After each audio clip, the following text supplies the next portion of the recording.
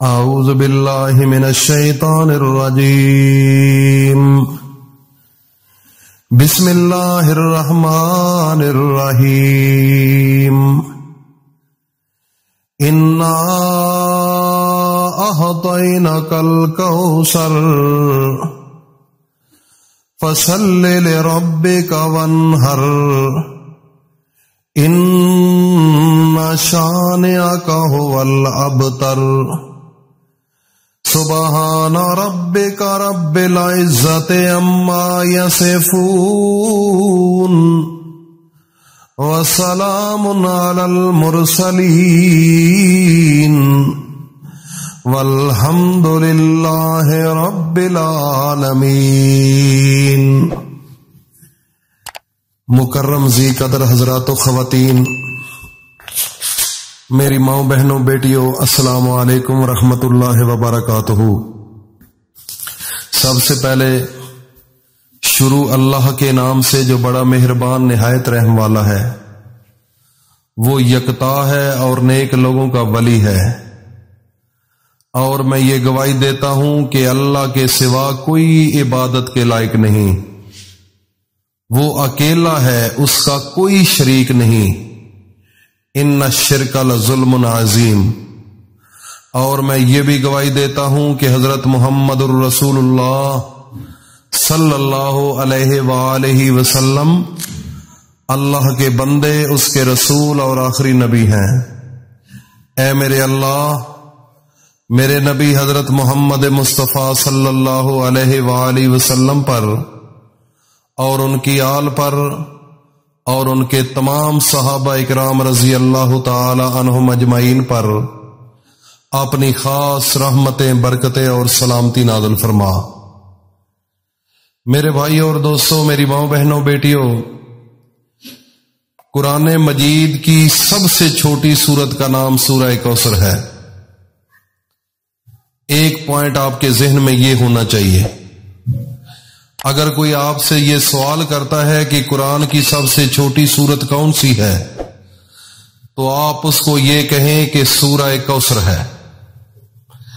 اور اگلا سوال اگر یہ کرے کہ یہ کب نازل ہوئی اور کیوں نازل ہوئی، یہ بڑا اہم سوال ہے۔ ہمارے ملک کی اور ہمارے مسلمانوں کی یہی کمزوری ہے کہ آج اس دور کے اندر اتنا دور آگے چلا گیا، اتنا دور آگے چلا گیا، لیکن ہمیں یہ نہیں پتا کہ یہ قرآن کی سورت کب نازل ہوئی اور کیوں نازل ہوئی۔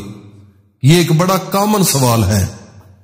دنیا نے بڑی ترقی کی ہے، ہر میدان کے اندر ترقی کی ہے، لیکن مسلمانوں نے اپنے قرآن کو ایک کمرے کے اندر اس کو زینت بنا کر رکھ دیا، لیکن اس کی ریسرچ نہیں کی، اس کو پڑھا نہیں، اس کو سینے سے نہیں لگایا، اس کو سمجھنے کی کوشش نہیں کی، اپنا گھر چھوڑ کر کسی کے پاس نہیں گئے۔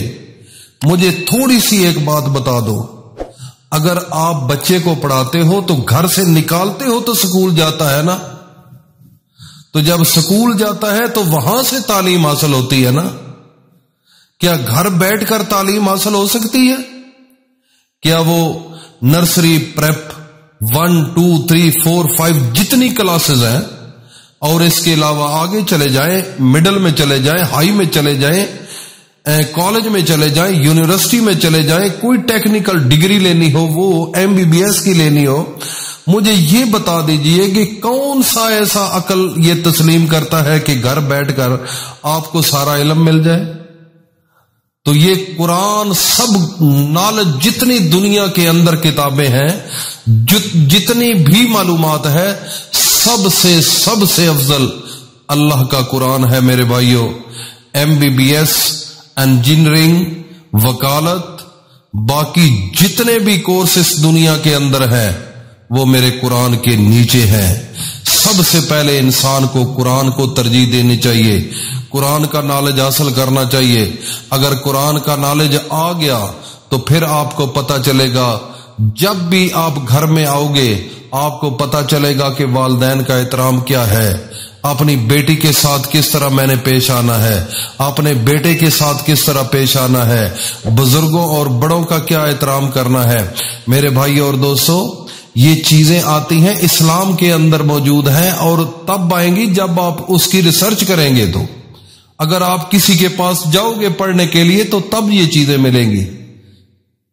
کون سا ہے گھر آج کل بچوں کو اچھی ڈگری لینے کے لیے گھر سے دور بھیج دیتے ہیں، پیسہ لگا لیتے ہیں، پینٹ شرٹ ڈال لیتا ہے، لیکن کبھی اتنے پیسے بھی اپنے بچے کو دیے ہیں کہ جاؤ میرا بیٹا، وہ فلاں مدرسہ اچھا ہے، وہ فلاں جامعہ اچھا ہے، آپ نے وہاں 1-2 سال لگانے ہیں اور آپ کو انسان بنانا ہے، قرآن کی سمجھ آنی چاہیے، تاکہ ہمارے مرنے کے بعد آپ کو پتا چلے کہ میں نے باپ کا جنازہ پڑھانا ہے، پڑھنا نہیں پڑھانا ہے۔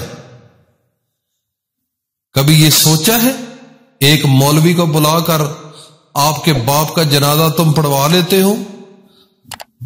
شرم نہیں آتی؟ اتنا پڑھا لکھا تم پیچھے کھڑے ہو اور اس مولوی کو آگے لے کر چلے گئے ہو، وہ آپ کے جب باپ کا جنازہ پڑھا رہا ہے۔ یہ خود پڑھانا چاہیے تھا۔ صرف دنیا کے پیچھے لگے ہوئے ہو۔ اپنے ضمیر کو جھنجھوڑو، اپنے آپ کو بدلو۔ قرآن کے اندر اتنی طاقت ہے، اتنی طاقت ہے، کیوں کر رہے ہو اتنی ڈگریاں یا اتنا صرف پیسوں کے لیے؟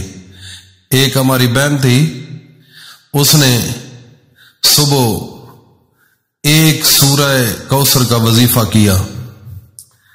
کوثر کا وظیفہ کیسے کیا؟ سورہ کوثر کا مصلی پر بیٹھ گئی، مصلی پر بیٹھ گئی، صبح اذان سے پہلے، فجر کی اذان سے پہلے مصلی نکالا، سب سے پہلے وضو کیا، اکیلا ایک کمرہ ہے، تہجد پڑھی، تہجد پڑھنے کے بعد اسی جگہ پر بیٹھ کر سورہ کوثر کو پڑھنا شروع کر دیا، اول و آخر اپنے نبی پر درود کے بعد 129 مرتبہ پڑھا۔ پیسوں کی ضرورت تھی، رونے لگ گئی، اللہ سے مانگنے لگ گئی، جیسے ایک بچہ ضد کر لیتا ہے ماں سے کہ میں نے پیسے لینے ہیں۔ کبھی آج تک ایسا ماحول آپ نے بنایا ہے کہ مجھے ضرورت ہے، میں نے لینے ہیں اللہ سے؟ بچے کی ماں ہوتی ہے، اس کو کنفرم ہوتا ہے کہ یہ میری ماں ہے، تو تب روتا ہے۔ آپ بھی روئے نا، آپ کا بھی پتا چلے کہ آپ کا خدا ہے، آپ کا اللہ ہے۔ آپ ضد کریں، روئیں، اللہ سے مانگیں، اللہ نے آپ کو پیدا کیا ہے۔ آپ ٹرسٹ نہیں کرتے، روتے نہیں اللہ کے لیے۔ اور اس بہن نے جب مانگا تو 300 کروڑ کی ضرورت پڑی تو تب بھی ملتا ہے۔ اس نے کہا کہ مجھے ملا، تو ملتا اس آدمی کو ہے جس کے اندر تڑپ ہو اللہ کی اور اللہ کے قرآن کی اور اپنے آخری نبی حضرت محمد مصطفیٰ کی۔ تو میرے بھائی اور دوستو، جو دنیا کے لیے دوڑ رہے ہیں، جو دنیا کے لیے دوڑ رہے ہیں، بظاہر یہ ایک شومنٹ ہے کہ ہم خدمت خلق کر رہے ہیں۔ اور میرے بھائی، خدمت خلق کون سی خدمت خلق ہے؟ آپ نے اتنی فیسیں رکھ دی ہیں، غریب بندہ تو ادھر منہ نہیں کرتا، اس کے پاس تو پیسے ہی نہیں۔ کون سی خدمت خلق ہے؟ امیر آدمی کا اب صرف میڈیکل اب چیک اپ ہے، دوسرے غریب بندہ تو کروا ہی نہیں سکتا، وہ تو سرکاری ہاسپٹلوں میں دھکے کھا رہا ہے۔ اور ادھر بھی ایک عجیب سی لوکیشن بنی ہوئی ہے۔ اللہ پاک سب کو راہ ہدایت نصیب فرمائے اور اپنے راستے پر چلنے کی توفیق عطا فرمائے۔ جب آپ اللہ کے راستے پر چلو گے اور محمد مصطفیٰ کے راستے پر، اس وقت آپ کے دل میں انسانیت کا جذبہ پیدا ہوگا۔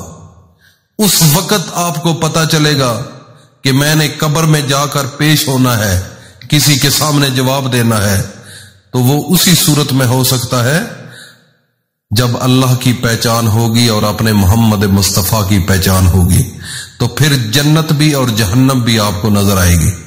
اللہ پاک ہم سب کو عمل کی توفیق عطا فرمائے اور اس میرے میسج کو خدا را دنیا میں پھیلاؤ، लोगों तक पहुंचाओ ताकि किसी गरीब का काम बन जाए। अगर किसी एक गरीब का भी काम बन गया तो खुदा की कसम आपके लिए नामा अमाल में सवाब बहुत ज्यादा रब लिख देगा।